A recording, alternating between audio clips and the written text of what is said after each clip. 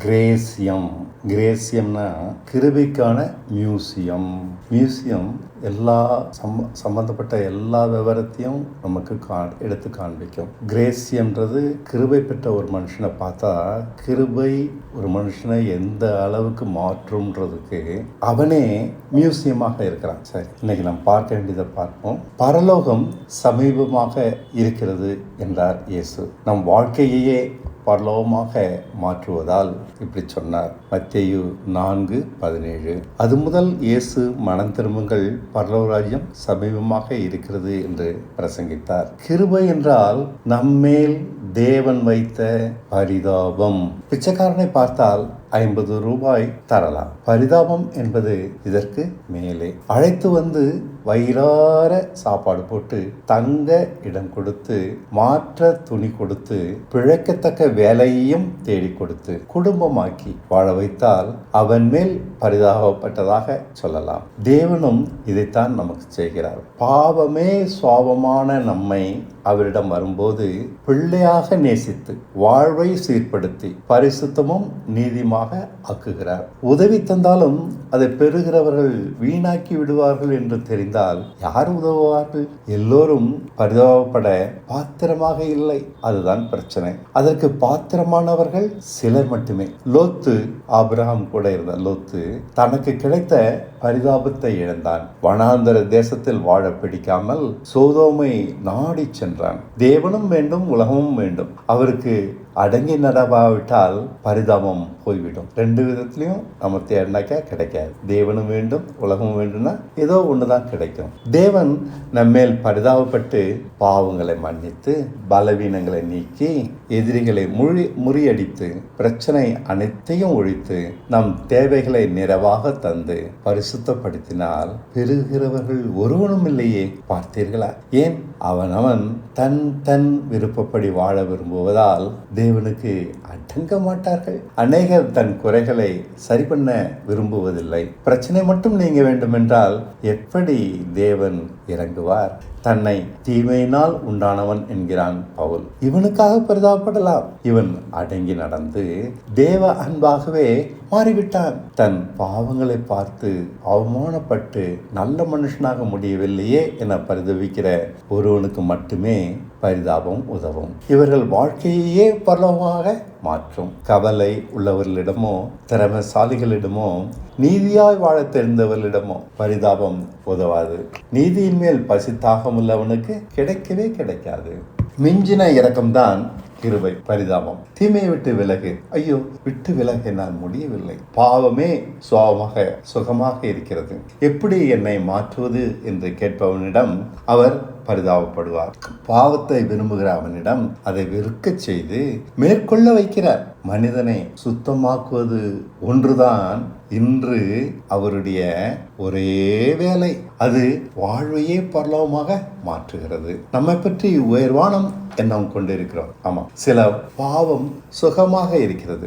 அதனால் அவை நம்மை தொடர்ந்து மேற்கொள்கின்றன. மேற்கொள்ள முடியாததால் அதோடு சமரசம் செய்து கொள்கிறோம். பெரிய பாவம் இது இல்லை, நான் செய்வதில்லை. பெரிய பாவம் எல்லாம் போகட்டும், சின்ன சின்ன பாவங்கள் தானே, இருந்து விட்டு போகட்டும். நாம் யாருமே பாவத்தை விட்டு விலகும் அளவு பலவான்கள் அல்ல. அப்படியானால் தேவன் நம்மிடம் பரிதாபப்பட முடியாது. நம் தீமையே நாம் அறியவில்லை.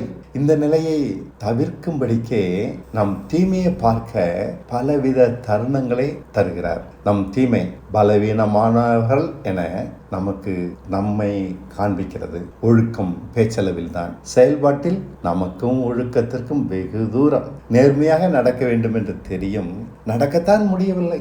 அன்பாக நடக்க வேண்டும் என்றும் தெரியும், நடக்க முடியவில்லை. பலவாறு நம்மை திருப்பி திருப்பி பார்த்தால் அழுகிய பழம்தான் நாம். வார்த்தை செயல் எதிலுமே நன்மை இல்லை. நம்பத்தக்கவர் அல்ல நாம். பல விதத்தில் இயலாமையால் தடுமாறுகிறோம். நம்மை பார்க்காதவரை நாம் நல்லவர்கள், பார்த்துவிட்டால் தெரியும் பரிதாபப்படத்தக்கவர்கள் என்று. சிங்காசனத்தின் முன் நிற்கும் போது, கடைசி நாள்ல அவருடைய சிங்காசனத்தின் முன் நிற்கும் போது புரட்டி புரட்டி பார்த்து நன்மைக்கும் தீமைக்கும் தக்க பலனை அவர் தரப்போகிறார். இயேசுன்ற பேரை பார்த்ததில்ல, நம்முடைய கிரியை பார்த்து நன்மை இருந்தால் நன்மை, தீமை இருந்தால் தீமை. 2 கொரிந்தியர் 5:10. ஏனென்றால் சரீரத்தில் அவனவன் செய்த நன்மைக்காவது தீமைக்காவது தக்க பலனை அடையும்படிக்கு நாம் எல்லோரும் கிறிஸ்துவின் நியாயஸ்தானத்திற்கு முன்பாக வெளிப்பட வேண்டும். அப்போது யார் தப்ப முடியும்? பலன் தரும் போதுதான் நம்மை நாம் பார்க்கிறோம். அவர் நம்மளை புரட்டி புரட்டி பார்த்து பலன் தரும்போதுதான் நம்மை நாம் பார்க்கிறோம். இவ்வளவு தீமையா, மாறாமல் விட்டுவிட்டோமே. அப்போது பரிதாபத்தை தேடி ஏங்கி கதறுவோம். கிடைக்காது.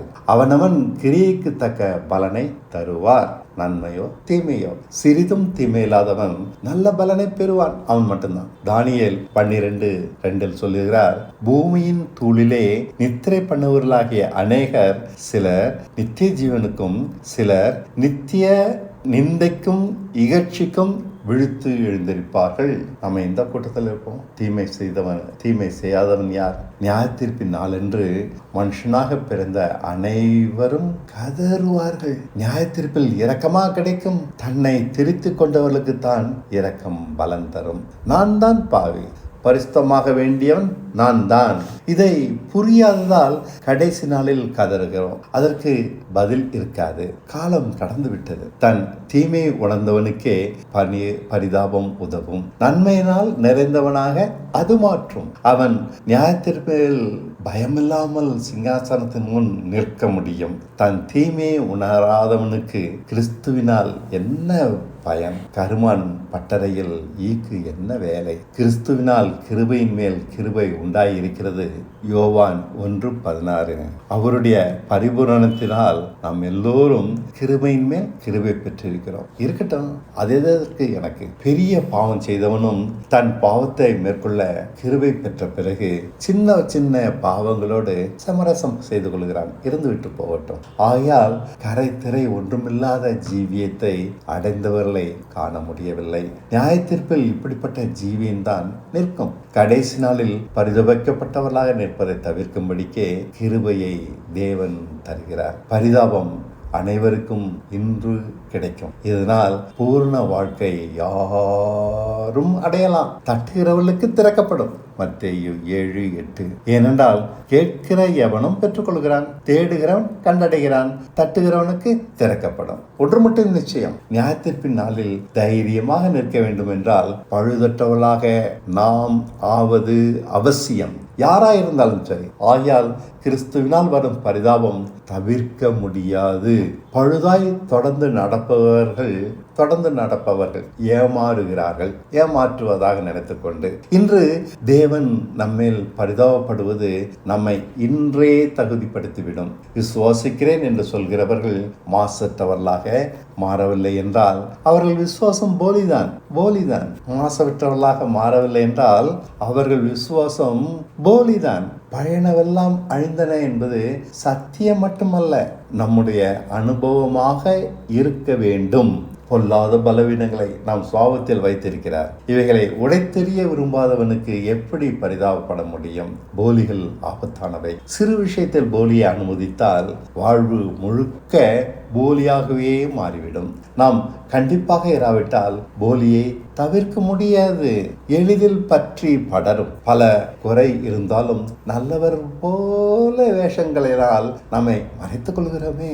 உண்மையாய் பேச்சிலும் செய்கையிலும் இராவிட்டால் யாரும் தப்ப முடியாது. நிச்சயம் நல்ல வேஷக்காரனுக்கு பரிதாபம் கிடைக்காது. பரிசுத்த ஆவியை தேவன் நமக்கு தந்திருக்கிறார். அவர் நம்மை சகல சத்தியத்திற்குள்ளும் நடத்துவார். யோவான் 16:13. சத்திய ஆவியாகிய அவர் வரும்போது சகல சத்தியத்திற்குள்ளும் உங்களை நடத்துவார். அவர் தம்முடைய சுயமாய் பேசாமல் தாம் கேள்விப்பட்டவைகள் யாவையும் சொல்லி வரப்போகிற காரியங்களை உங்களுக்கு அறிவிப்பார். தீமையே ஆனவர்கள் நாம் என்ற நம்மை குறித்த அறிவு, நியாயத்தீர்ப்பை குறித்த அறிவு, சிலுவை மரணத்தினால் நாம் அடைந்த கிறிஸ்துவுக்கு ஒப்பான ஜீவியம், இதுதான் சத்தியத்தை அறிகிற அறிவு. நம்மை குறித்த அறிவு, நியாயத்தீர்ப்பை குறித்த அறிவு, சிலுவை மரணத்தை குறித்த அறிவு. நாமே தீமையே ஆனவர்கள். நியாயத்தீர்ப்பு கொஞ்சமும் இடம் கொடுக்காது தீமைக்கு. சிலுவை மரணம் கிறிஸ்துனால் உண்டான ஒப்பான ஜீவியம், அது நம்மகிட்ட உண்டாக்குது. இதுதான் சத்தியத்தை அறியும் அறிவு. இவைகளை கொண்டு பழுதற்ற வாழ்க்கையை வாழ முடியும் என்ற நிச்சயத்தை தருகிறார். தேவன் நம்மேல் பாராட்டும் பரிதாபத்தின் பலன் இது. பழுதற்ற மாசற்ற வாழ்க்கை நமக்கு உண்டாகி இருக்கிறது. நியாயத்தீர்ப்பில் நிற்க இதனால் தைரியம் உண்டாகிறது. சத்தியம் கொடுக்கிற விடுதலை இது. இதுதான் நம் நம்பிக்கை. நம்மேல் தேவன் பரிதாபப்படுவதால் இந்த நம்பிக்கை உண்டாகி இருக்கிறது. கிறிஸ்துவினால் பழுதற்றவர்களாக மாறுவோம் என்ற நம்பி பாவங்களை மன்னிக்கிறார். நம்பி மாறுவோம்னு, பழுதற்றவர்களாக மாறுவோம்னு நம்பி தொடர்ந்து பாவம் செய்ய மன்னிப்பு லைசன்ஸ் அல்ல. அப்போது பரிதாபம் அர்த்தமற்றதாகிவிடும், விலகிவிடும். குற்றம் சாட்டப்படாத வாழ்க்கையை அடையவே கிறிஸ்து, விசுவாசம், கிருபை, ஊழியமெல்லாம் இத்தனையும் இருக்கு. குற்றம் சாட்டப்படாத வாழ்க்கை தான் இல்லை. ஆனால் சத்திய அறிவு இல்லாவிட்டால் இவை எதுவும் வேலை செய்யாது. கிறிஸ்து வேலை செய்யாது, விசுவாசம் வேலை செய்யாது, கிருபை வேலை செய்யாது, ஊழியமும் பயனற்றது. சிந்தையில், வார்த்தையில், செயலில் உண்மையான மாற்றத்தை உண்டாக்க வேண்டும். தெளிவான அறிவு இல்லாதவர்களே நியாயத்தீர்ப்பை குறித்து, தன்னை குறித்து, சிலுவை மரணத்தை குறித்து யாருக்குமே தெளிவான அறிவு இல்லை. தெளிவான அறிவில்லாதவர்களே பலவித பாவங்கள், பலகீனங்களால் தங்களை உருவ குத்திக் கொள்கிறார்கள். தெளிவான அறிவு கற்பாறை போன்றது. பெருங்காற்று, பெருமழை, பெருவெள்ளம் இவைகளால் அசையாமல் நிலைத்து நின்று நம்மை காப்பாற்றும். சத்தியம் 3 பகுதிகளை கொண்டது. நியாயத்தீர்ப்பை குறித்த அறிவு, பாவத்தை குறித்த அறிவு, நீதியை குறித்த அறிவு. இது தெளிவான அறிவில்லாத விசுவாசம் வேலை செய்யாது. நியாயத்தீர்ப்பை குறித்த அறிவு, பாவத்தை குறித்த அறிவு, நீதியை குறித்த அறிவு, இது இல்லைன்னா விசுவாசம் வேலை செய்யாது. நான் இல்லை என்பதும் கிறிஸ்துவே என்னில் பிழைத்திருக்கார் என்பதும் பூச்சாண்டி காட்டுவது போல போலியாக பயனின்றி போய்விடுகிறது. ஒன்று, நியாயத்தீர்ப்பை குறித்த அறிவு. நன்மை செய்தவன் நன்மையும், தீமை செய்தவன் தீமையும் அடையும்படி நியாயத்தீர்ப்பு வரும். ரோமர் 2:6-8 வசனங்கள் வரை படிக்கிறேன். தேவன் அவனவனுடைய கிரியைக்கு தக்கதாய் அவனுக்கு பலன் அளிப்பார். ரொம்ப தெளிவா சொல்லுது. உன் கிரியைக்கு தக்க பலன் தான். இங்க கிருபைன்ற வார்த்தைக்கெல்லாம் இடமே இல்லை. கிருபை நம் கிரியைகளை செம்மையாக்குறதுக்கு தான். நியாயத்தீர்ப்புல கிருபையை பத்தி பேச முடியாது, இயேசுவை பத்தி பேச முடியாது. அடுத்த வசனம் 7, சோர்ந்து போகாமல் நற்கிரியைகளை செய்து மகிமையும் கனத்தையும் அழியாமையும் தேடுகிறவர்களுக்கு நித்திய ஜீவனை அளிப்பார். அவனுடைய கிரியை எப்படி இருக்கும்? ஏற்றுக்கொள்ளப்படத்தக்கதாக இருக்கும். அவனுடைய கிரியைக்கு தக்காக பலனை அளிப்பார். சோர்ந்து போகாமல், சோர்ந்து போயிட்டான்னா விட்டுட்டோம். நற்கிரியைகளை செய்து மகிமையும் கனத்தையும் அழியாமையும் தேடுகிறவர்களுக்கு நித்திய ஜீவனை அளிப்பார். 8, சண்டைக்காரராய் இருந்து சத்தியத்திற்கு கீழ்ப்படியாமல் அநியாயத்துக்கு கீழ்ப்படுகிறவர்களுக்கோ உக்கிர கோபாக்கினை வரும். தெளிவாக பேசுற கோபம், தேவனுடைய கோபம் கஷ்டமானது, தாங்க முடியாது. உக்கிர கோபம், எரிச்சு போடுற கோபம். கோப ஆக்கினை அது கடுமையாக இருக்கும். கோபத்தின் உச்ச நிலைமை தான் உக்கிர கோபாக்கினை. அங்கு இயேசு, கிருபை, ஊழியம் என்பதெல்லாம் பேச முடியாது. நியாயத்தீர்ப்புல போய் நான் இயேசு ஏற்றுக்கிட்டேன், உனக்காக இவ்வளவு ஊழியம் செஞ்சேன், நடக்காது. நம்முடைய கிரியைக்கு தக்க பலன் தான் அங்கே கிடைக்கும். ரோமர் 2ஆம் அதிகாரம் ஒரு கோர்ட் சீன் போல இருக்கிறது. அங்கு பவுல் வக்கீலாக நிற்கிறார், தேவன் நியாயத்தீர்ப்பில் உட்கார்ந்திருக்கிறார், இயேசு நியாயத்தீர்ப்பில் உட்கார்ந்திருக்கிறார், நாம குற்றவாளி ஸ்தானத்தில் நிற்கிறோம். நம்முடைய கிரியைகள் திறக்கப்பட்டு வாசிக்கப்படுகின்றன. இந்த கோர்ட் சீன் இதுதான் நம்மளுக்கு காண்பிக்கிறது. அங்கு இயேசுவின் பெயர் கூட அறிய முடியாது. அவன் கிரியைக்கு தக்க பலனை தருவார். வெளிப்படுத்தினர் 22:12. இதோ சீக்கிரமாய் வருகிறேன். அவனுடைய கிரியைகளின்படி அவனுக்கு, திரும்ப கவனிச்சு பாருங்க, மண்டையில ஏத்திக்கோங்க, அவனுடைய கிரியைகளின்படி. இது இங்க தாங்க எல்லாருமே மிஸ்டேக் பண்றோம். கிருபைன்னு கிரியை ரீப்ளேஸ் பண்ணிடுறோம். இது ஏமாத்துற வேலை. அவனுடைய கிரியைகளின்படி அவனுக்கு நான் அளிக்கும் பலன் என் கூட வருகிறது. நன்மையோ தீமையோ எல்லாம் தம் கையில் இருக்கிறது. எல்லா கால்களும் அவருக்கு முன்பாக முடங்கும், எல்லா வாயும் அவரை அறிக்கை செய்யும். நியாயத்திற்குள்ள யாரும் தப்ப முடியாது. நான் பாஸ்டர் ஊழியம் செஞ்சேன், தப்ப முடியாது. பிலிப்பியர் 2:10 இயேசுவின் நாமத்தில் வானோர் பூதலத்தோர் பூமியின் கீழான யாவருடைய முழங்காலும் முடங்கும் அடிக்கும் அப்படின்னு சொல்றாரு. நல்லது கிடைத்தாலும் சரி, கேடானது கிடைத்தாலும் சரி, நியாயத்திற்கு தவறாது வரும். நாம் நன்மை செய்தோமோ இல்லையோ தீமையற்றவர்களாக காணப்படுவது அவசியம் இல்லையா? நம் சுவாபமே தீமையாக இருக்கிறது. நன்மை செய்வதை காட்டிலும் தீமையை தான் விரும்புகிறோம். நன்மை செய்ய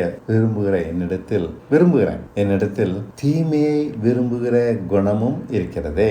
ரோமர் 7:25 நம்முடைய கர்த்தராகிய இயேசு கிறிஸ்துவின் மூலமாக தேவனை ஸ்தோத்திரிக்கிறேன். ஆதலால் நானே என் மனதினாலே தேவனுடைய நியாயப்பிரமாணத்துக்கும் மாம்சத்தினாலேயோ பாவ பிரமாணத்துக்கும் மனதினால தேவனுக்கும் சரீரத்தினால பாவத்துக்கும் ஊழியம் செய்கிறேன். இது பவுல் தன்னை பற்றி பேசுறார். ஆகையால் நாம் இரட்டை மனுஷர்கள், ஒன்றுக்கொன்று நேர் எதிரானவர்கள், விரும்புகிற நன்மையை செய்யாமல் விரும்பாத தீமையை செய்கிறவர்கள். ஆகையால் நல்லதை ஒத்துக்கொள்ளதான் முடியும், செய்ய முடியாது. நியாயத்திற்கு உறுதியாக நமக்கு இருக்கிறது.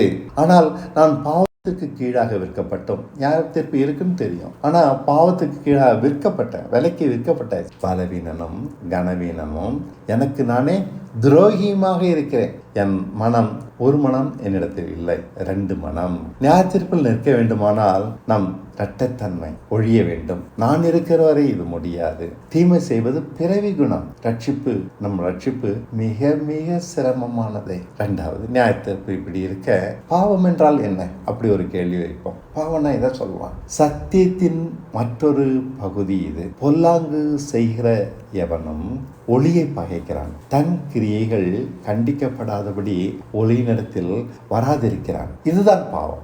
நம்முடைய கிரியைகள் கண்டிக்கப்பட்டதுக்கு ஒளியிட்ட வரணும். நம் கிரியைகள் கண்டிக்கப்பட வேண்டும். யோவான் 3:20 பொல்லாங்கு செய்கிற எவனும் ஒளியை பகைக்கிறான், தன் கிரியைகள் கண்டிக்கப்படாதபடி ஒளியினிடத்தில் வராதிருக்கிறான். சத்தியத்தின்படி செய்கிறவனோ தன் கிரியைகள் தேவனுக்குள்ளாக செய்யப்படுகிறது என்று விளங்கும்படி ஒளியிடம் வருகிறான். யோவான் 3:21. மேலும் ரோமர் 8:2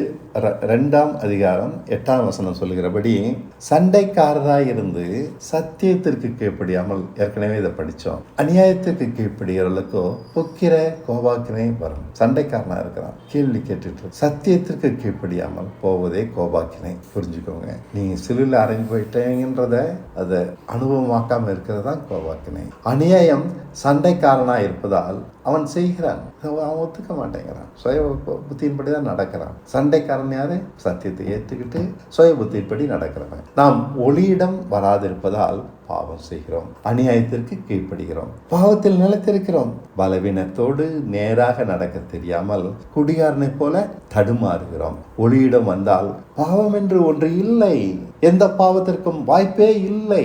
ஒளியிடம் வந்தால் எவனும் விடுதலாகி இருப்பதை காணலாமே. சரி, நீதி என்றால் என்ன?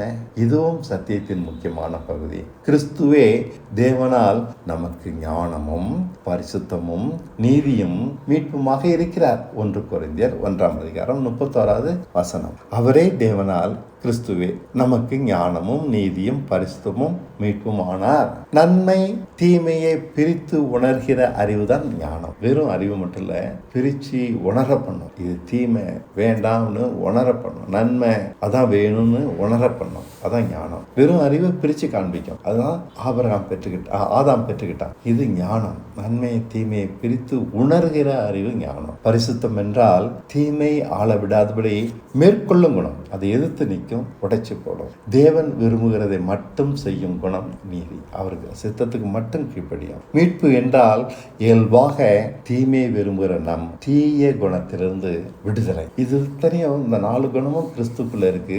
அந்த கிறிஸ்து நமக்குள்ள இருக்கிறாரு. இப்போது நமக்குள் கிறிஸ்து இருக்கிறபடியால் இத்தனையும் நமக்கு உண்டாகி இருக்கிறது. ஞானம் உண்டாயிருக்கு, நீதி உண்டாயிருக்கு, பரிசுத்தம் உண்டாயிருக்கு, மீட்பு உண்டாயிருக்கு. பிரித்து பார்க்கிற தெளிவான அறிவு நமக்கு இருக்கிறது. நன்மையை மட்டும் செய்ய வைக்கும் பரிசுத்தம் கிடைக்கிறது, உண்டாகி இருக்கிறது. நமக்குள்ள. கிறிஸ்துவின் அளவு, தீமையை விட்டு விலகக்கூடிய, நன்மை மட்டும் செய்யக்கூடிய தெளிவு, தேவ சித்தத்திற்கு எதுவானாலும் கீழ்ப்படிதலும் நமக்குள் இருக்கிறது. மீட்பினால் பழைய தன்மை அனைத்தும் அழிக்கப்பட்டு இல்லாமல் போனது. எவனுக்கும் எப்போதும் இவை கிறிஸ்துவினால் உண்டாகி இருக்கும். இதுதான் சத்தியத்தை அறிகிற அறிவு. இதுல தாங்க நமக்கு தெளிவு இல்லை. அதனால தான் எல்லாம் தடுமாறுறோம். நாம் ஏன் பாவம் செய்கிறோம் என்றால், அவர் நமக்கு ஏற்படுத்திய மாற்றத்தை அறியாததால். இந்த மாற்றம் உங்கள்கிட்ட உண்டாயிருக்கு. பிசாசை குறித்த எந்த முக்கியத்துவமும் கிடையாது. அவன் நம்மை மீறி பாவம் செய்ய வைக்க முடியாது. நம் கவனக்குறைவே பாவமாகிறது, கீழ்ப்படியாமை ஆகிறது. பாவம் எத்தனை இருந்தாலும் அழிக்கப்பட்டன. கிறிஸ்துவை போல பூர்ண மனுஷனாக ஆகிவிட்டோம். கிறிஸ்துவின் ஞானத்தினால், பரிசுத்தத்தினால், மீட்பினால் நிறைந்திருக்கிறோம். அறிந்து கொள்ளுங்கள் தெளிவாக. அறியாவிட்டால் இருள், அறிந்தால் வெளிச்சம். இவ்வளவுதாங்க. அறியாதவரை நாம் மணல் மேல் கட்டிய வீடு, தெளிவில்லாதவரை நாம் மணல் மேல் கட்டிய வீடு. அறிந்தால், தெளிவாக அறிந்தால், கற்பாறை மேல் கட்டிய வீடு அசைக்கவே முடியல. என்ன? ஏன்னா தெளிவான அறிவு அதை பற்றிக்கிட்டு இருக்கேன். நம்மிடம் பழைய குணங்களோ பாவமோ வர முடியாதென்றாலும் வரும், வர முடியாதென்றாலும் வரும். வரும்போது அவைகளை வெளிச்சத்திற்கு கொண்டு வர வேண்டும், மறைக்க கூடாது. பாவம் வருவதும் வெளிச்சத்திற்கு கொண்டு வருவதும் நமக்குள் அந்தரங்கத்தில் நடக்கிற ஒன்று. இதை நாம் தொடர்ந்து செய்யணும். புது அனுபவம். இதை கத்துக்கிடலாம். நாம யாரும் காணாதபடி நடக்கிறது. வெளிச்சத்திற்கு ஒவ்வொரு செய்தியும் கொண்டு வருகிறோம். அங்கு அவை கண்டிக்கப்படுகிறது. முன்பு போல நாம் இரண்டு மனுஷர்கள் அல்ல. நாம் தீமையை விரும்பாதபடியாதனால்தான் வெளிச்சத்திற்கு வருகிறோம். அங்கு நம் செய்கைகள் சரி பண்ணப்படுகிறது. நன்மை மட்டும்தான் நம்மிடமிருந்து வெளிப்பட முடியும், வெளிப்பட வேண்டும். கிறிஸ்து நமக்குள் இருக்கிறபடியால் தீமையான விருப்பங்கள் வெளிச்சத்தால் அழிக்கப்படுகின்றன, நன்மையான விருப்பங்கள் அனுமதிக்கப்படுகின்றன. இப்படி நம் சிந்தையையும் செய்கையும் சரி செய்கிறோம். அதிகமாக செய்கைகள் வெளிச்சத்திற்கு கொண்டு வருகிறபடியால் புது மனுஷராகிறோம். தேறிக்கிட்டே இருக்கோம், வளர்ச்சி அடைந்துகிட்டே இருக்கோம். மறைவாக பாவங்கள் ஆளாதபடி தடுத்து விடுகிறோம். கவனமாக நம் செய்கையை அனைத்தையும் கொண்டு வருவதால் பழுதற்றவர்களாகிறோம். இதைத்தாங்க நம்ம செய்யணும். விழிப்பாயிருங்கள் என்றாரே, இதற்கு அர்த்தம் கவனமாக இருங்கள் என்பதுதான். மறைவாக இருக்கிற வரை பலவீனங்கள் தலை விரித்தாடும். நாம் வெளிச்சத்திற்கு சகல கிரியைகளையும் கொண்டு வர அவை காணாமல் போய்விடும். இருளில் இருக்கிற வரைதான் எந்த பாவமும் நம்மை ஆள முடியும். கிறிஸ்துவின் அளவு ஞானமும் பரிசுத்தமும் மீட்பும் நாம் பெற்ற வெளிச்சம். ஆதலால் மனம் தள்ளாடாது. பாவத்தை குறித்த பயம் போய் விடும். பயம் இருக்கிற வரை பலவீனம் நம்மை ஆளும். யாருக்கு பயம் இருக்கும்? தெளிவில்லாதவனுக்கு தான். இந்த இடத்தில் என்னிடத்தில் கிறிஸ்து இருக்கிறார். ஆகையால் நன்மையானவைகளை மட்டுமே அனுமதிக்கும் ஞானம் உண்டு. எந்த தீமைக்கும் தெளிவான வெறுப்பு வெளிப்படும். உலக ஆசைகள் தேவன் பின்னால் மறைந்துவிடும்.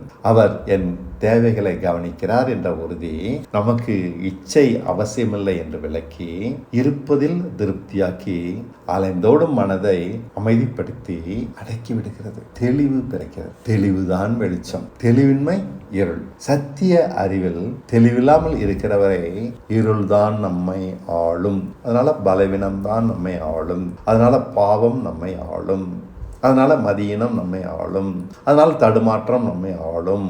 அதனால் நாம குற்றமுள்ளவர்களாகவே இருப்போம். நம் மனசாட்சியை நம்ம குற்றப்படுத்திட்டு இருக்கோம். இதுதான் எல்லா இடத்துலையும் இருக்கு. கிறிஸ்து எனக்குள் என்னவா இருக்கிறார்?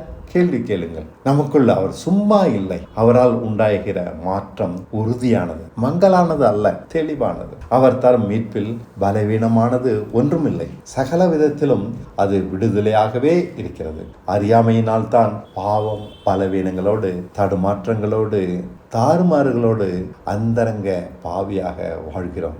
நம்மை கிறிஸ்துவினால் வரும் நியாயத்தீர்ப்புக்கு இன்று ஆயத்தப்படுத்துகிறோம். கிரியைகளை வெளிச்சத்தில் நிதானிப்பதால் பரிசுத்த குணங்களும் தேவ சித்தப்படி நடக்கிற கீழ்ப்படிந்த வாழ்க்கையும் முழுமையாக பெருகி பூரணப்படுகிறோம். தேவனுடைய வழிகள் நம் வழிகள் ஆகிறது. நம் வழிகள் இல்லாது போகிறது. தாராளமாக கொடுக்கிறோம், மன்னிக்கிறோம். பழி வாங்கும் குணம் நம்மை ஆளுவதில்லை. துரோக எண்ணங்கள் மறைகிறது. பொருளாசை மறந்தே போகிறது. இன்னமும் ஆசைகள் அலை கழிக்கிறது என்றால் மனம் தெளிவாக இல்லை. இன்னும் ஆசை என்ன பிடிச்சி ஆட்டுது. மனம் இருளில் இருக்கிறது. ஆசைகளற்ற இருதயம் தான் சுத்த இருதயம். நீதியின் மேல் பசித்தாகம், இரக்கம், சாந்தம், சமாதானத்தை விரும்பும் குணம், தன்னை குறித்த எளிய அகம்பாவமற்ற சிந்தை, இவைகள் கிறிஸ்து உங்களில் இருப்பதால் தானே உண்டாகவில்லை என்றால் மனம் தெளிவடையவில்லை, இருளில் இருக்கிறது. நீங்கள் சத்தியத்தை சரியாக அறியவில்லை. உங்கள் சகல குணங்களையும் இப்படி மாற்றிக்கொள்ள நான் சொல்லவில்லை, வெளிச்சத்திற்கு வாங்கள் அப்படின்னு சொல்றேன். கிறிஸ்து மாற்றி இருக்கிறார், அதை புரிந்து கொள்ளுங்கள். என்னில் கிறிஸ்து இருக்கிறார் என்ற அறிக்கை செய்யுங்கள், குணம் மாறும். குறைகளுக்காக உங்களை குற்றப்படுத்தி கொள்ளாதிருங்கள். குறையை பார்க்கறதுனால குற்றப்படுத்தி கொள்ளாதிருங்கள். இது அறியாமையினால வருது. இது புது வழி. இந்த வழியில் நீங்கள் நடந்து பழக்கமில்லாததால் தடுமாற்றங்கள், குறைகள் வெளிப்படுகின்றன. அவ்வளவுதான். மன மாற்றத்தை நம்மிடம் ஏற்படுத்துவது கிறிஸ்து தான். ஆகையால் திட நம்பிக்கையோடு நடங்க. நாம் கிரியைகளை கவனியாமல் இருப்பால் பழக்க தோஷமாக பழைய மனுஷனாகவே வாழ்கிறோம். மாத்தி இருக்கிறாரு, ஆனா நான் மாறல, பழைய மனுஷனா தான் இருக்கேன். நம்மை உள்ளாகிற பார்க்கிற கண்கள் வேண்டும். அடிக்கடி கொஞ்ச காலத்தில் முழு மாற்றமும் அப்போது உண்டாகிவிடும். பார்த்துக்கிட்டே இருந்ததுன்னா எல்லாத்தையும் வெளிச்சத்தை கொண்டு வந்துட்டே இருக்கலாம். தப்பான கிரியைகளை நீங்கள் வெளிச்சத்தின் பிள்ளையாகி விடுவீர்கள். உங்களில் இருக்கிற கிறிஸ்து வெளியே போக மாட்டார். நாம் தான் அவரை மறந்து விடுகிறோம், இருளில் நடக்க ஆரம்பிக்கிறோம். கவனக்குறைவு, அதைத்தான் குற்றப்படுத்துவேன். நிர்விசாரம் நம்மை அழிக்கும். நிர்விசாரம்னா என்ன? அலட்சியம் நம்மை அழிக்கும். நிலையற்ற மனம் நம்மை கொல்கிறது. பேதைகளின் மாறுபாடு அவர்களை கொல்லும். நீதிமொழிகள் 1:32. மூடரின் நிர்விசாரம் அவர்களை அழிக்கும். அலட்சியமா இருந்தா அதுவே ஒன்று அழிச்சிடும். பேதைகளின் மாறுபாடு இன்னைக்கு சரின்னு சொல்லுவான், நாளைக்கு மாறிப்பான், அவனை கொல்லும். நியாயத்தீர்ப்பு ஒன்று நமக்கு உண்டு. அவ்வளோதாங்க நான் உங்களுக்கு சொல்ல விரும்புவது. அவ்வளோதான். நீ என்ன வேணால் பேசிட்டு போங்க, எதை வேணால் தப்பு ரைட்டுன்னு பேசி, நியாயத்தீர்ப்பு ஒன்று நமக்கு உண்டு. இதை தெளிவாக அறிஞ்சிக்கோங்க. நான் சொல்ல விரும்புவது மனசில் வாங்கிக்கோங்க. நியாயத்தீர்ப்பு நமக்கு ஒன்று உண்டு. ஏமாற்ற முடியாது. பழுதற்றவர்களாக அன்று இருக்க வேண்டும். தலையில குட்டி சொல்றேன். பழுதற்றவர்களாக நாம இருக்க வேண்டும். அதுக்கு தான் இயேசுட்ட வந்திருக்கோம். இது நிர்பந்தம், இது கட்டாயம், இது அவசியம். விட்டுவிடக்கூடாது. கிறிஸ்துவினால் வாழ்ந்தால் அவரை போல பழுதற்றவர்களாக மாற முழு வாய்ப்பு நமக்கு இருக்கிறது. இதுதான் நமக்கு தைரியமும் நம்பிக்கையும். இவைகளை உறுதியாய் பிடித்து கொண்டு நடக்கலாம். என்றென்றும் நம் வழிகள் வெளிச்சத்தின் மேல் வெளிச்சம் அடைந்து பவுலை போல, யோவானை போல செம்மைப்படும், உறுதிப்படும். அதனால தான் இதை என்னன்னு சொன்னேன், கிருபையின் மியூசியம், கிரேசியம் நான் பேர் வச்சிருக்கேன். நம்ம முழுக்க இந்த கிருபை அந்த அளவுக்கு உயர்த்தும். அவரை போல ஞானம் நம்மிடம் வெளிப்படுகிறதா? நம் சிந்தையும் செய்யும் அவரை போல ஆசைகள் கவலைகளை ஊழ்காமல் இருக்கிறதா? பழைய மனுஷ தன்மைகளான பொருளாசை, கோபம், பழிவாங்குதல் போன்ற ஏதேனும் ஒன்று வெளிப்படுகிறதா? இப்படியா விழிப்பாய் பார்க்க வேண்டும். என்னிடத்தில் கிறிஸ்து இருந்தால் எப்படி வேலையில் நடந்து கொள்வார்? மனுஷர்களிடம் எப்படி நடந்து கொள்வார்? பணத்தை எப்படி கையாளுவார்? அதே போல நான் கையாளுகிறேனா? யோவான் 6:53 படிக்கிறேன். அதற்கு இயேசு அவர்களை நோக்கி, நீங்கள் மனுஷகுமாரனுடைய மாம்சத்தை புசியாமலும் அவருடைய இரத்தத்தை பானம் பண்ணாமலும் இருந்தால் உங்களுக்கு ஜீவன் இல்லை என்று மெய்யாகவே உங்களுக்கு சொல்லுகிறேன். இதற்கு என்ன? அவரோடு நான் மாறி இருக்கேன்னு சொல்லி அவரோட கம்பேர் பண்ணி அவருடைய குணங்களை நம்ம பெற்றுக்கொள்கிறோம். இதான் மாம்சத்தை புசிக்கிறது, ரத்தத்தை பானம் பண்ணுகிறது. இதை நீங்க செய்யலைன்னா உங்களுக்கு ஜீவன் இல்லைன்னு உங்களுக்கு மெய்யாகவே சொல்றார். ஏன் மெய்யாகவேன்ற வார்த்தையை சொல்றாருன்னா, நம்ம தலையில அதை அடிச்சு சொல்றதுக்காகத்தான். நம்ம அதை அலட்சியமா எடுத்துக்கிறதுனால தான் இப்படிலாம் நம்முடைய கிரியில உத்து பார்த்து சரி பண்ணலை. சர்ச்சில் போய் பானம் பண்ணிட்டு அப்பத்தை புசிக்கிறதுனால ஒன்றும் மாற்றம் வரல. நம்முடைய அந்தரங்கத்தில் நடக்க வேண்டிய விஷயம் இது. நம்முடைய ஒவ்வொரு கிரியும் கிறிஸ்து மாதிரி இருக்கான்னு கம்பேர் பண்ணிவாங்க. உங்க மனசாட்சியினால, மற்றவங்களுக்காக அல்ல, உங்க மனசாட்சியினால. அது உங்களை நியாயம் தீர்க்கட்டும். இன்னைக்கு மனசாட்சி குற்றப்படுத்தலைன்னா நாளைக்கு தேவன் என்ன குற்றப்படுத்த முடியாது. சந்திக்கிற பிரச்சனைகளில் அவரை போல நடக்கிறேன்னா, பிரச்சனைகள்ல தான் நம்ம சரியா காட்டும். அவரை மாதிரி நடக்கிறேன்னா தடித்த வார்த்தைகள் வரும். என் கோபத்தை காமிச்சு, என்னுடைய திறமையை காமிச்சு, என்னுடைய அகம்பாவத்தை காமிச்சு, என்னுடைய செல்வாக்கை காமிச்சு காரியங்களை சாதிக்க துடிப்போம். ஆனால் அதற்கான ஞானம் இப்படி ஆராய்ந்தால், நான் கிறிஸ்துவ மாதிரி இருக்கிறேனான்னு ஆராய்ந்தால் தானாக கிடைக்கும். இதை பிரச்சனைகளை எப்படி கையாளுன்றது ஞானம் தானாக கிடைக்கும். பரிசுத்தம் கிடைக்கும். பழைய பலவீனங்கள் தொடர்வதில்லை. தேவசித்தம் எதுவானாலும் பலன் கருதாது கீழ்ப்படிவோம். உள்ளாக மாறிக்கொண்டே இருப்போம். விழுப்பா இருந்தால் முழுக்க செயற்படுவோம். லூக்கா 12:37 படிக்கிறேன். எஜமான் வரும்போது விழித்திருக்கிறதாக காணப்படும் ஊழியக்காரரே பாக்கியவான்கள். அவர் அறை கட்டி கொண்டு அவர்களை வந்திருக்க செய்து சமீபமாக வந்து அவர்களுக்கு ஊழியம் செய்வார் என்று மெய்யாகவே உங்களுக்கு சொல்லுகிறேன். நாம இப்படி கவனமா இருந்தோம்னா அவர் தாய் இடுப்பை கட்டிக்கிட்டு நம்மளை உட்கார வச்சு சாப்பாடு போடுவார். இன்னும் ஞானத்தை தருவார். இன்னும் வெளிச்சத்தை தருவார். இப்படிதாங்க நான் அவர்கிட்ட இருந்து வெளிச்சம் பெற்றுக்கிட்டு இருக்கேன். பைபிள் படிச்சு இதெல்லாம் வந்துடாதுங்க. கடின சூழ்நிலைகள் கடினமாக இருக்காது. நம் வாழ்வை அவர் வாழ்கிறார். அப்போ கடின சூழ்நிலைகள், எந்த கடின சூழ்நிலைகளும் கடினமாக இருக்காது. இருக்குமா? சொல்லுங்க, இருக்குமா? எவ்வளோ காரியங்களை பார்த்து இது கடினம், இப்படி வாழ்றது கஷ்டம். அவர் நம்ம வாழ்க்கையை வாழ்கிறார். கடினமா இருக்குமா? எவ்வளவு வறுமை இருந்தாலும், பண பிரச்சனை இருந்தாலும், குடும்ப பிரச்சனைகள் இருந்தாலும் முடியுமா? அவர் வாழ்கிறார். அவரால், அவருக்காக, அவரை கொண்டு நம் வாழ்க்கையை நடத்துகிறோம். நம்முடைய வாழ்க்கையை நாம நடத்தினா தான் பிரச்சனை. அவர் வாழ்கிறான்னு விட்டுட்டோம்னா எல்லாம் ஈஸி. கொஞ்சம் கவனக்குறைவு. அதனால தான் இப்படி இருக்கும். கொஞ்சம் கவனக்குறைவு. அதனால தான் சத்தியத்தை தெளிவாக அறியல. கொஞ்சம் கவனக்குறைவு. யூதாசிற்கு தேவனை நேசித்தான். ஆமா, அப்போஸ்தலனாக பரிதாபப்பட்டு தேவனே அவனை தேர்ந்தெடுத்தார். கொஞ்சம் ஆசைக்கு இடம் கொடுத்து விட்டார். கொஞ்சம் தான். அவனை எங்கே போய் நிறுத்தி விட்டது பாருங்கள்.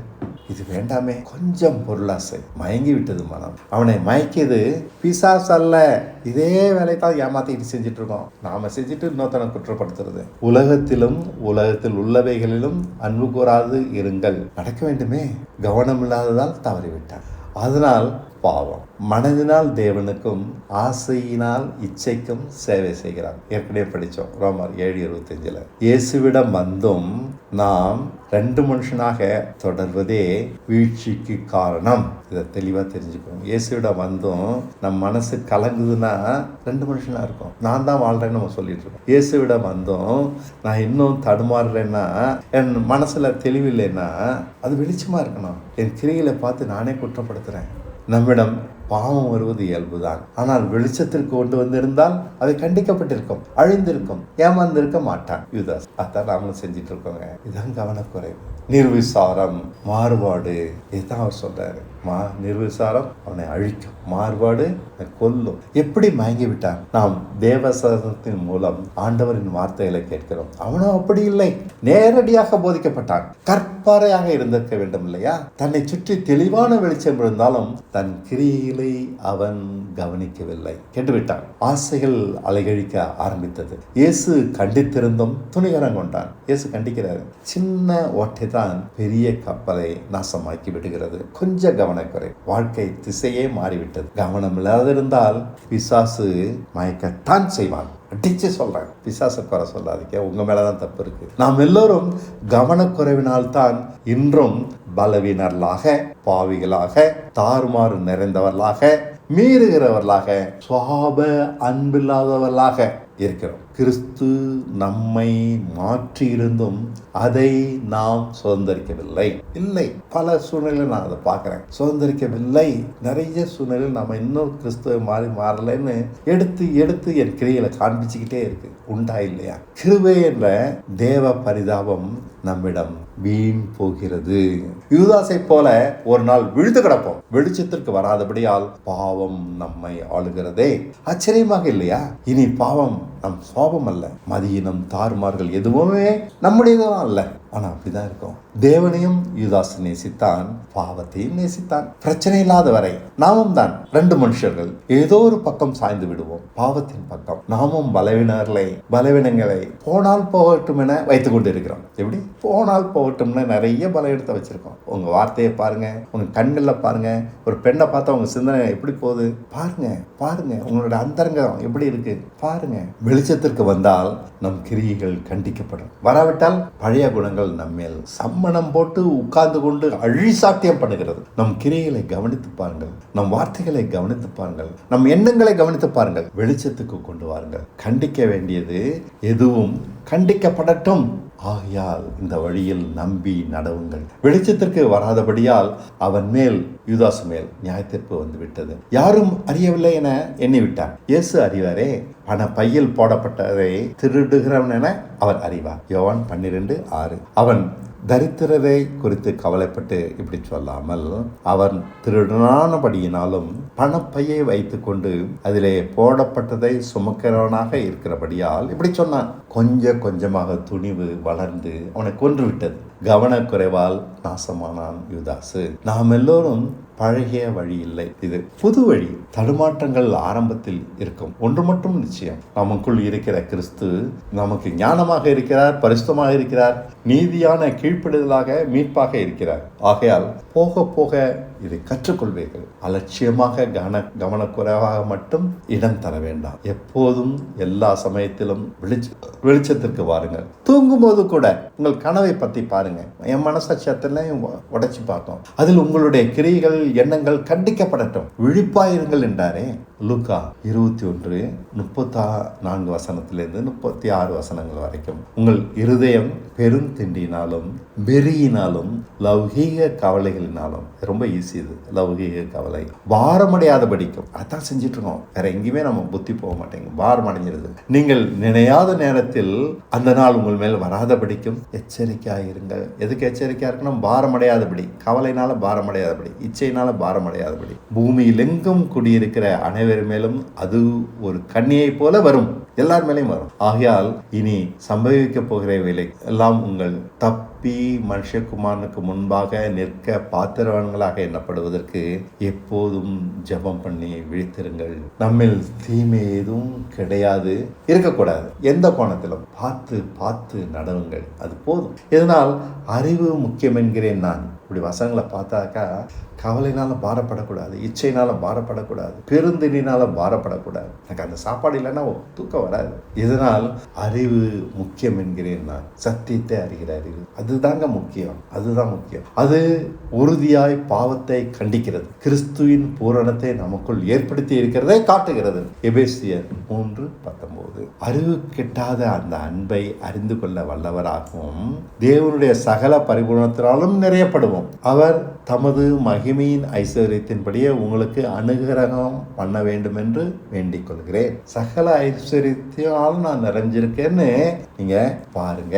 அறிவு கிட்டாத அன்பை அப்பதான் உங்களுக்கு விளங்கிக்கலாம். பழைய வாழ்க்கையில் திருப்தி அடைந்தவன் இவைகளை சுதந்திரிக்க மாட்டான். அலட்சியம் பண்ணி விலகி போய் விடுவான், தேன்கூட்டையும் மிதிப்பான். நீதிமொழிகள் 27:7. திருப்தி அடைந்தவன் தேன்கூட்டையும் மிதிப்பான். பசியுள்ளவனுக்கோ கசப்பான பதார்த்தங்களும் திருப்தி அளிக்கும். கசப்பான பதார்த்தங்களும் திருப்தி அளிக்கும். திருப்தி உள்ளவனுக்கு தேவன் பரிதாபம் பார்ப்பதில்லை. நாம் வாஞ்சை முழுவதும் மறுரூபமாவதில் மட்டும் இருக்க வேண்டும். ப்ரொமோஷன்ல இல்லை, சம்பளத்துல இல்லை, பரீட்சையில இல்லை, மறுரூபம் ஆவதில் மட்டும் இருக்க வேண்டாம். கவனம் எதில் இருக்கோ அதுதான் நம்ம தேடிட்டே இருப்போம். உங்கள் கவனம் எதில் இருக்குன்னு நீங்களே கவனித்து பாருங்கள். நம்ம கவனத்தை பல விதத்தை சிதைச்சு வச்சிருக்கு. கவலையினால, இச்சையினால, பயத்தினால.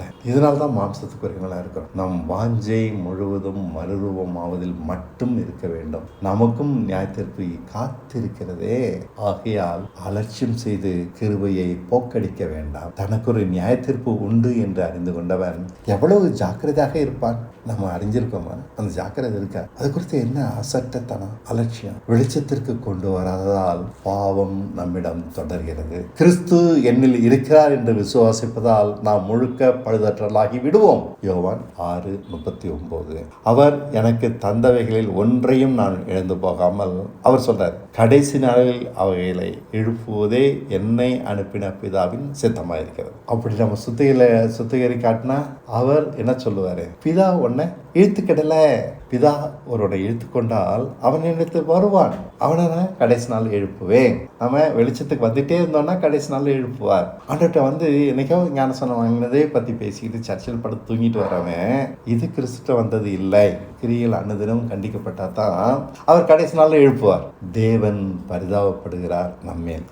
அதற்கு பாத்திரமாக நடந்தால் பரிதாபப்பட்டது அர்த்தமாக இருக்கும். இல்லாவிட்டால் நாமும் எல்லோரை போல கிருபையை வீணாக்கி அம்போவென நியாயத்தீர்ப்பு நாளில் நிற்போம். இன்றும் கவனமின்றி கிறிஸ்துவின் சாயலை இழப்போர் பெரும்பாலானவர்கள். வெகு சிலரே, ஆமா, வெகு சிலரே, வெகு வெகு வெகு வெகு சிலரே. இன்னும் தெளிவா சொன்னா 1-2 பேர் தான். அன்னைக்கு யோசுவா காலை போல 40 லட்சம் ஜனங்களை யோசுவா காலை 2 பேர் தான் இருந்தாங்க. வெகு சிலரே சுதந்தரிக்கின்றனர். யூதாசை போல கவனமின்றி நாசமாவோர் பலர் பலர் பலர். அன்று பார்வோனை கடினப்படுத்தினார், இஸ்ரவேல் ஜனங்களை உணர்வுள்ளவர்களாக ஆக்க. யாத்திராகமம் 8:32. பார்வோனோ இந்த முறையும் இருதயத்தை கடினப்படுத்தி போக விடாதிருந்தான்.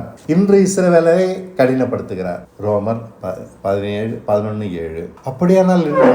இஸ்ரவேலர் தேடுகிறதை அடையாமல் இருக்கிறார்கள், தெரிந்து கொள்ளப்பட்டவர்களோ அதை அடைந்திருக்கிறார்கள். மற்றவர்கள் இன்றைய தினம் வரைக்கும் கடினப்பட்டு இருக்கிறார்கள். இஸ்ரவேலரை இன்று கடினப்படுத்துகிறார். எதற்கு? புறஜாதிகளை ரட்சிக்க. அன்று பார்வோனை கடினப்படுத்தினால் இஸ்ரவேலர்களை உணர்வுள்ளதாக ஆக்க. நம்மை கிறிஸ்துவின் சாயலாக்கும்படி நம் குடும்பத்தாரை கடினப்படுத்துகிறார். ஒருவரை கடினப்படுத்துவதால் மற்றவரிடம் கீழ்ப்படுதலை உண்டாக்குகிறார். கடினப்பட்ட ஜனங்களை கண்டால் அலறுகிறோம். ஆனால் நாம் அவர் சித்தப்படி சீர்பட ஆரம்பித்த பின்புதான் சித்தப்படி சீர்பட ஆரம்பித்த பின்பு கடினப்பட்டவர்களையும் ரட்சிக்கிறார். புறஜாதிகளை ஓரளவு மீட்ட பின்பு இஸ்ரவேல் ஜனங்களை அவர் விடுவிக்க போகிறார். கிரேசியம் தலைப்புக்கு வர. கிரேசியம் என்றால் கிருபையின் மியூசியம். அது ஒரு கிரேசியம். ஆபிரகாம் ஒரு கிரேசியம், மரியாள் ஒரு கிரேசியம். அவங்களெல்லாம் ஒத்து பார்த்து அவங்க வாழ்க்கையை அப்படியே பிரிச்சு பார்த்தா கிருபை அவங்களை எப்படிலாம் ஆண்டு அவங்களை பூர்ணப்படுத்திருக்கு, நீதிமான ஆக்கியிருக்கு, மகிமைக்குள்ள கொண்டு போயிருக்குன்னு பார்க்கலாம். பைபிள் பார்க்காதீங்க, நிறைய அறிவு கிடைக்கும்.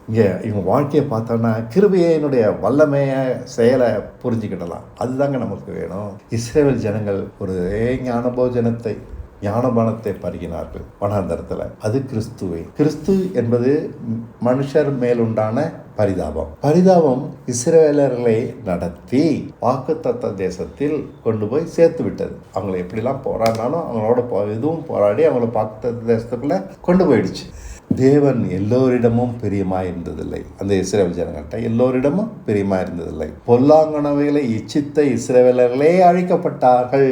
பொல்லாங்கனவைகளை இச்சியாதபடிக்கு இவர்கள் நமக்கு முன்மாதிரியாக இருக்கிறார்கள். 1 கொரிந்தியர் 10:6. அவர்கள் இச்சித்தது போல நாமும் பொல்லாங்கனவைகளை இச்சியாதபடிக்கு இவைகள் நமக்கு திருஷ்டாந்தமாக இருக்கிறது.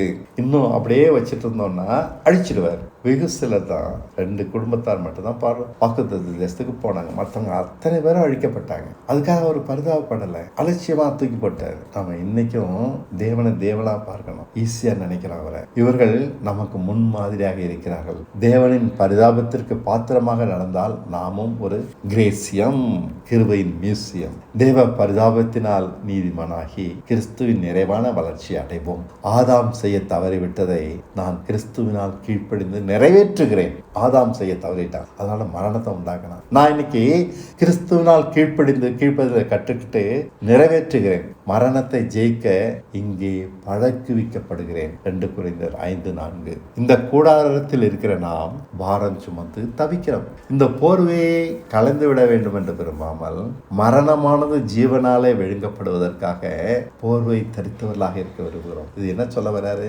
இனி எனக்கு மரணமே இல்லை, அது ஜீவனால விழுங்கப்பட்டாச்சு. இதுதாங்க பெரிய விஷயம். உலகத்துல ஒவ்வொருத்தரும் இதான் தேடிட்டு இருக்காங்க, மரணம் இல்லாத பெருவாழ்வு. இங்க பாக்கிறோம், அலட்சியத்தால் சுத்தமாகி வெண்மையாவதை இழக்கலாமா?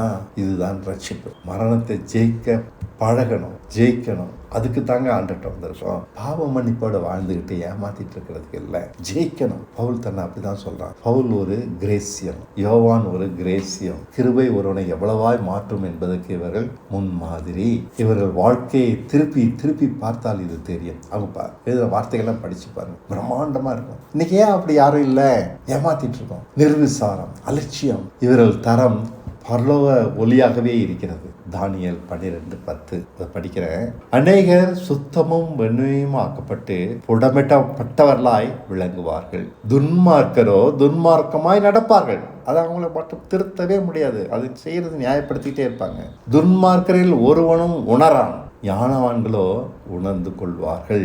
இதாங்க நம்மளுக்கும் மற்றவங்களுக்கு வித்தியாசம். சத்தியத்தை உணர்ந்து கொள்வோம். தேவன் இயேசுவை கொண்டு வேதத்தை எழுதாமல் அவரை பார்க்காத பவுலை கொண்டு எழுதினார். இதான் அவருடைய ஞானம். நாமும் இவர்கள் தரத்தை உயர முடியும். ஏன்? பவுலுடைய தரம் அவ்வளோ உயர்வா இருந்ததுனால அவர் கையில் வேதத்தை எழுதுக்கே வேலையை கொடுத்தாரு. சாதாரண பவுல் நம்மளை மாதிரி அவன் இயேசு கிறிஸ்துவை பார்க்கவே கிடையாது. உயராவிட்டால் கிருபையை வீணடிக்கலாம். இவர்கள் தரத்துக்கு நம்ம உயராவிட்டா. தானியேல் 11:31. ஆனாலும் அவனிடத்திலிருந்து புறப்பட்ட சேனைகள் எழும்பி அரணான பரிசுத்த ஸ்தலத்தை பரிசுத்த குலைச்சலாக்கி அன்றாட பலியை நீக்கி, இது கவனிங்க, அன்றாட பலியை நீக்கி பாழாக்கும் அருவருப்பை அங்கே வைப்பார்கள். இந்த வார்த்தை ரொம்ப அழகா இருக்கு. அன்றாடம் பலிகளை நீக்கிறதுனா என்ன? அன்றாட பலியை நீக்கிறதுனா என்ன? அனுதினமும் நம்ம ஆண்டுட்டு போய் நம்முடைய கிரிகளை வெளிச்சத்தை கொண்டு போகிறோமே, அதான் அன்றாட பலி. தேவசாயில மாற்றிக்கிட்டே இருக்குமே, அதான். அது இல்லைன்னா நம்ம யாரு? பாழாக்கும் அருவருப்பு. கிறிஸ்துவிடம் வந்து ஒருவன் பழைய வாழ்க்கை வாழுகிறான்னா அவன் தான் பாழாக்கம் அருவருப்பு. தன்னையும் பாழாக்கிறான், மற்றவங்களையும் உலகத்தையே பாழாக்கிறான். அந்த அளவுக்கு கிருபினால் நம்ம உயராவிட்டால் கிருபையை வீணடிக்கிறோம். தானியேல் 11:31. தேடுங்கள், கண்டடைவீர்கள், தட்டுங்கள், திறக்கும் வரை.